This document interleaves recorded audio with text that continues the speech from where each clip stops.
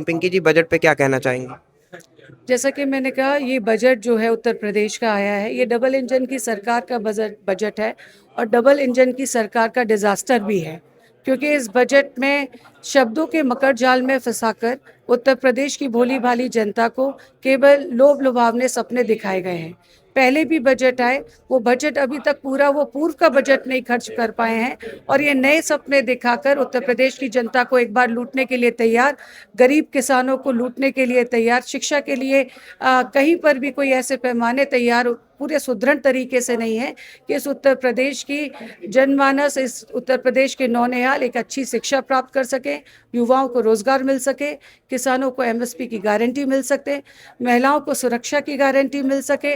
और यहाँ पर सिर्फ बातें हैं, मैंने कहा ना कि मकर जाल बातों का, ये इस बजट में दिखाई देता है। भारतीय जनता पार्टी आरोप लगाती है कि समाजवादी पार्टी की सरकार आने के बाद कानून व्यवस्था ध्वस्त हो जाती है, इस पे क्या कहेंगे आप? देखिए, आरोप प्रत्यारोप तो कोई भी किसी पर लगा सकता है, लेकिन हमारे राष्ट्रीय अध्यक्ष माननीय अखिलेश यादव जी जब सरकार में सत्ता में थे, तो उन्होंने उत्तर प्रदेश को वो इंफ्रास्ट्रक्चर दिया, उत्तर प्रदेश को वो 112 दी जिसका नाम बदल दिया गया। तो हमारे नेता का जो है काम वो आज भी बोलता है उत्तर प्रदेश में। तो ये कहना कहीं ना कहीं गलत, क्योंकि इनके पास कहीं कोई मुद्दा नहीं है। जब मुद्दों की बात करें तो धर्म और जातियों में बांटने की बात करते हैं। जब बात करी जाए कि नौकरियां कहाँ हैं, तो वहाँ पे कहीं ना कहीं भ्रमित करके किसी को, अगर पूछने वाले को जो सही पूछना चाहता है उसको देशद्रोही कह दिया जाता हो जिस सरकार में, तो आप समझ सकते हैं कि इस सरकार की नीयत और मंशा कैसी है, इस सरकार को चलाने वाले लोग कैसे हैं, जो जातियों और धर्मों में बांटने की बात करते हैं। उत्तर प्रदेश नहीं वरन ये देश एक गंगा जमुना तहजीब के लिए जाना जाता है और इसका एक साथ एकजुट होना ही इसकी खूबसूरती है, जिसको बर्बाद करने का काम भारतीय जनता पार्टी कर रही है। अखिलेश जी 2024 में लोकसभा चले गए, क्या लगता है उनके जाने के बाद विधानसभा में थोड़ा कमजोर हुई है समाजवादी पार्टी? समाजवादी पार्टी के नेता प्रतिपक्ष जी और उसके साथ साथ प्रत्येक समाजवादी पार्टी का विधायक जो है अपनी जिम्मेदारी के साथ पूरी तरीके से सदन में सहभागिता करता है।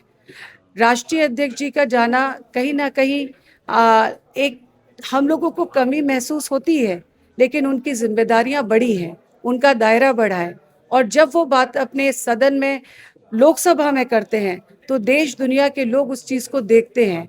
और जब भी बात उन्होंने उठाई है वो केवल आम जनमानस के हितों में रखते हुए, युवाओं की बेरोजगारी को दूर करने के लिए उन्होंने, किसानों के लिए बात उठाई, उन्होंने अल्पसंख्यकों के लिए बात उठाई है।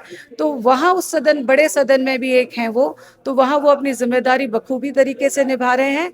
और मुझे लगता है हम सबको उनसे प्रेरणा लेते हुए हम सभी विधायक समाजवादी पार्टी के कार्य कर रहे हैं इस सदन में और अपनी बातों को उठा रहे हैं, उन मुद्दों को उठा रहे हैं जो जनता के मुद्दे हैं।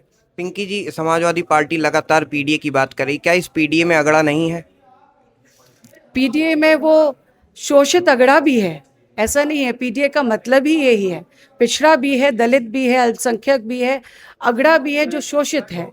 तो पीडीए तो सबको लेकर चलने की बात कर रहे हैं और राष्ट्रीय अध्यक्ष जी ने जिस तरीके से पीडीए प्रहरी बनाए हैं, आप देख रहे हैं एसआईआर में किस तरीके से धांधली करने का काम भारतीय जनता पार्टी के लोगों ने किया फॉर्म 7 के जरिए। तो पीडीए प्रहरी अपनी जगह, हर जगह सजग है और ऐसी कोई भी मंशा जो भारतीय जनता पार्टी लोगों को तोड़ने की करती है उनको कहीं पर भी हम लोग कामयाब नहीं होने देंगे।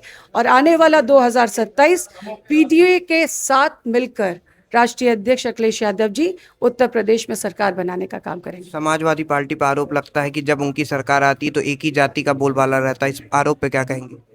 ये बिल्कुल गलत है। ये तो उसी तरीके से हो गया कि जैसे कहा गया कि 46 में से 56, तो आप समझ सकते हैं जिनको आंकड़ों का ही नहीं पता कि आंकड़े क्या हैं, उनको तो केवल आरोप लगाना है। शायद वो चश्मा भी जो है वो नौकरशाही का पहनते हैं, जिसको पहनने के बाद अपनी पीठ तो थपथपा लेते हैं लेकिन सच्चाई से कोसों परे हैं और धरातल पे दिखाई दे रहा है। ये एक तरह से जो है, मैं कहूँगी कि बिल्कुल बेबुनियादी बात है। समाजवादी पार्टी हमेशा अनुशासन में रहेगी और रहती है और हमारे हर पीडीए प्रहरी इनके किसी भी प्रकार के ऐसे मंशों को विफल कर देगा जो कहीं लोगों को बांटने का काम करने के लिए करे। धन्यवाद। अंतिम सवाल मैम, कि योगी जी और अखिलेश जी में क्या अंतर आप देखती हैं?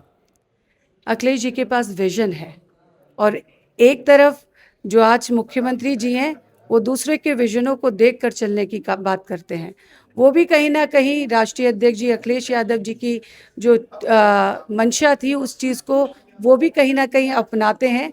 तो अब एक नौकरशाही पे निर्भर है और एक अपने आप में उस तरीके के नेता हैं जिन नेता ने पिछड़ों को, दलितों को, अल्पसंख्यकों को, शोषित अगड़ों को, सभी को साथ लेकर आपने देखा उनको साथ लेकर चलने की बात करते हैं और आने वाले वक्त में भी उन्हीं के ज़रिए हम लोग सरकार बनाने का काम करेंगे। धन्यवाद।